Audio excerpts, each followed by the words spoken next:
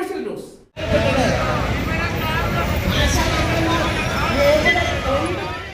NGO Sangh Kerala പിറവി ദിനത്തിൽ പട്ടാപ്പകൽ പന്തം കൊളുത്തി പ്രതിഷേധിച്ചു. സംസ്ഥാന സർക്കാർ സമയബന്ധിതമായി ലഭിക്കേണ്ട ആനുകൂല്യങ്ങൾ തടഞ്ഞുവച്ചതിലൂടെ ജീവനക്കാർ അനുഭവിക്കുന്ന സാമ്പത്തിക ബുദ്ധിമുട്ടുകൾ കണ്ടില്ലെന്ന് നടിക്കുന്ന ഇടതു സർക്കാർ കണ്ണു തുറക്കട്ടെ എന്ന മുദ്രാവാക്യം ഉയർത്തിയാണ് കേരള NGO സംഘ് കേരള പിറവി ദിനത്തിൽ സെക്രട്ടേറിയറ്റിന് മുൻപിൽ പട്ടാപ്പകൽ പന്തം കൊളുത്തി പ്രതിഷേധിച്ചത്.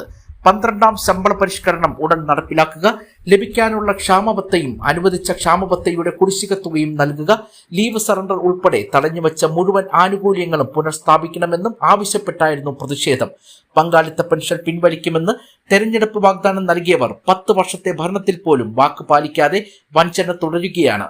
17% ക്ഷാമബത്ത കിട്ടാനുള്ളപ്പോൾ നാമമാത്ര പ്രഖ്യാപനം നടത്തിയത് ഇലക്ഷൻ തട്ടിപ്പ് മാത്രമാണ്. അതിൽ പോലും 34 മാസത്തെ മുൻകാല പ്രാബല്യം നിഷേധിച്ചിരിക്കുകയാണ്. ഇതിനു മുൻപ് പ്രഖ്യാപിച്ചിട്ടുള്ളതുൾപ്പെടെ 15% കുടിശ്ശിക തുകയാണ് ജീവനക്കാർക്ക് നഷ്ടപ്പെട്ടത്.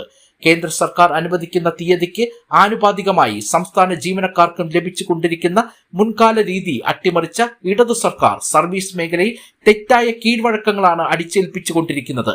12ാം ശമ്പള പരിഷ്കരണം മുടങ്ങി 15 മാസങ്ങൾ പിന്നിട്ട സാഹചര്യത്തിൽ ഇടക്കാലാശ്വാസം അനുവദിക്കണമെന്നും BMS ദേശീയ സമിതി അംഗം KK വിജയകുമാർ ആവശ്യപ്പെട്ടു. സെക്രട്ടേറിയറ്റിന് മുന്നിൽ നടന്ന പ്രതിഷേധ പരിപാടി ഉദ്ഘാടനം ചെയ്ത് സംസാരിക്കുകയായിരുന്നു അദ്ദേഹം.